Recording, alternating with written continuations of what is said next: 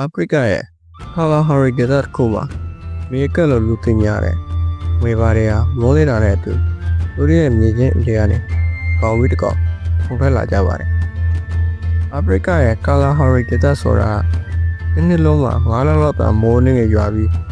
ဒီနေ့9လကတော့ဘူပန်းချော့ပြတဲ့ဒေသကြီးပါ။ဒီကနေ့ပူချင်းဟာ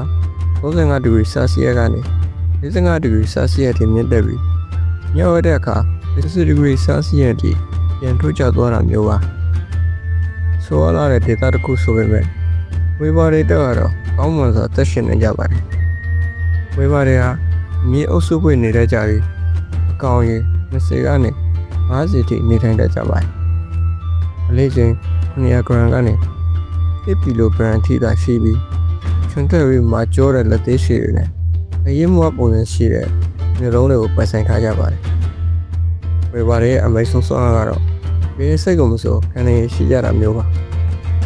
စိတ်ပြင်းပါတယ်ဆိုတော့မွေတွေပြင်းကောက်တွေကိုပါဝေဘာတွေကသူတို့ရဲ့အစားအစာတွေစားသုံးတတ်ကြပါတယ်ဝေဘာတွေကပိုးမွားတွေချက်တီးဆန်ကောင်းပေါင်းလေးတွေနဲ့တူဥတွေကိုအများဆုံးစားသုံးတတ်ကြပြီးစာချာထွက်ရင်လည်းအုပ်စုနဲ့ထွက်ကြပါတယ်စာချာထွက်တဲ့အချိန်မှာလည်းအုပ်စုထက်ကတကောင်ဟာလုံချွေးအနေနဲ့အမျက်တနေရကနေ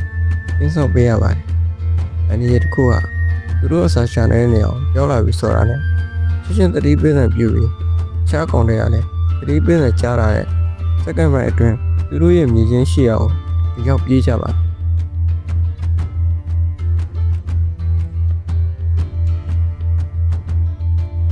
ဝေဘာတွေဟာမိသားစုစိတ်ကအပြည့်ရှိသူတွေပါ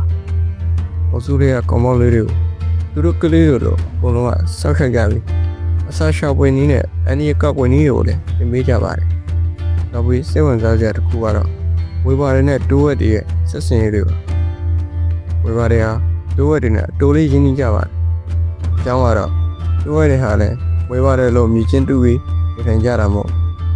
အခါတရံမှာမြည်ချင်းတစ်ခုတည်းမှာတူနေထိုင်တာမျိုးတွေလည်းရှိပါတယ်။နောက်ပြီးဝေဘာတွေဟာတိုးဝက်တွေရဲ့ခန္ဓာကိုယ်မှာကတ်တွင်နေတဲ့တပတ်ကောင်တွေကိုစားပေးတာလည်းတိုးဝက်တွေကိုတန်ရှင်းလုပ်ပေးသလိုဖြစ်နေတာကြောင့်အပြန်အကျိုးပြုဆက်ဆံရေးကိုလည်းပိုင်ဆိုင်ထားကြတာဖြစ်ပါတယ်။ဝေဘာတွေဟာဘဝထဲမှာချုံလေးကနေခဏနေလောက်ထိနေထိုင်နေကြပြီးတော့လူတွေရဲ့ထင်သွင်းမှုအမှဆိုရင်စနေနေ့ကြိုအထိနေထိုင်နေကြပါတယ်။ဗီဒီယိုလေးကတော့ဒီလောက်ပါပဲ။ဝေဘာနဲ့ပတ်သက်ပြီးလူကြီးမင်းတို့သိတဲ့အချက်လေးတွေရှိရင်လည်း comment မှာဝင်မြခဲ့လို့ရပါတယ်။ကျွန်တော်ကတော့ရေးနိုင်ပါ